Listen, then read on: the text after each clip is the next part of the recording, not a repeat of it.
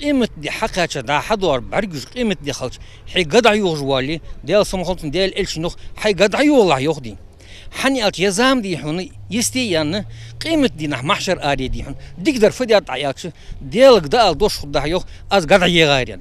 Десятки людей, вооружившись лопатами, с самого утра трудятся у берега реки Сунжа в сельском поселении Плиева. На площади в несколько гектаров они посадили 300 плодовых саженцев. Это груша, абрикос, шпанка, черешня и яблоки.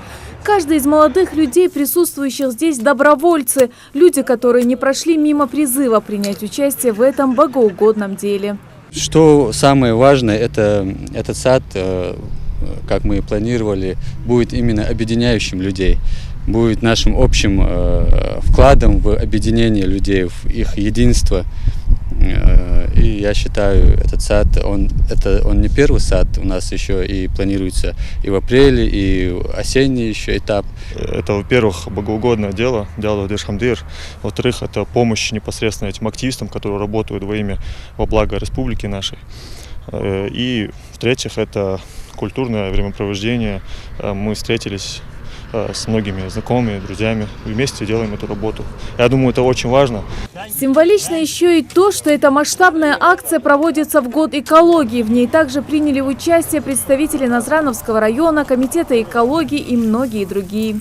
Я думаю, что это все прорастется и будет удобно проезжающим рядом останавливаться. И здесь будет хороший, нормальный сад. Если каждый из нас хоть внесет небольшой вклад, то у нас в целом состояние кардинально изменится. У нас самая прекрасная республика, самый прекрасный регион, и климатические условия, и богата природными ресурсами. Нам нужно общими усилиями это все сохранить. И, конечно, основная польза от подобных мероприятий – это даже не то, что как-то непосредственно работа по посадке деревьев, а именно по пропаганде, в том, чтобы показать пример. В этой акции также приняла участие певица, солистка группы «Кара» Даля Кулеш, которая прямо с аэропорта приехала сюда. Следует отметить, что за лопату Дарья берется впервые, но делает она это совсем необычно, а точнее с песней. Your spirit cannot be locked in a photograph, paralyzed. От исполнения песни «Кулеш» присутствующие остались в полном восторге. Да и она сама счастлива оказаться в Ингушетии и внести свой небольшой вклад в экологическую акцию. Я считаю, это замечательное дело.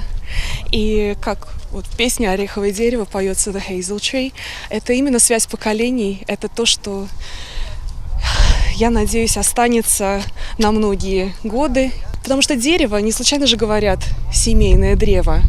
Это действительно символ семьи, символ корней, символ народа. Поэтому, конечно, хотелось бы, чтобы этот сад приносил радость и детям, и внукам, и правнукам. И чтобы эти сладкие абрикосы кушали еще многие годы спустя. Идея посадить плодоносящие деревья принадлежит историко-географическому обществу Дзурдзуки. Эта задумка была принята на ура всеми активистами социальных сетей, с которыми дзурдзуковцы поделились своей идеей. А вот плодами из будущего сада смогут полакомиться не только проезжающие мимо автолюбители, но и отдыхающие у самой реки Сунжа. Это один из многих проектов, очень больших проектов историко-географического общества Дзурдзуки. Для нас принципиально оставить в год экологии в Российской Федерации, год 25-летия республики, оставить после себя след по-настоящему, чтобы и сад, и все, что мы делаем, было для поколений. Я хочу поблагодарить и огромные слова благодарности передать простым гражданам республики, потому что все, что мы сегодня делаем, это главная задача, главная заслуга именно вот простых жителей. Даже вот мы сейчас сажаем, у нас было определенное количество саженцев. Во время уже высадки сада люди подходят вместе с саженцами, предлагают и помощь, и саженцы, и так далее, и так далее. Поэтому для нас, для ИГО Дзурдзуки, принципиально после себя и в экологических проектах, и просветительских проектах оставлять то, что будет полезно на десятилетия и столетия.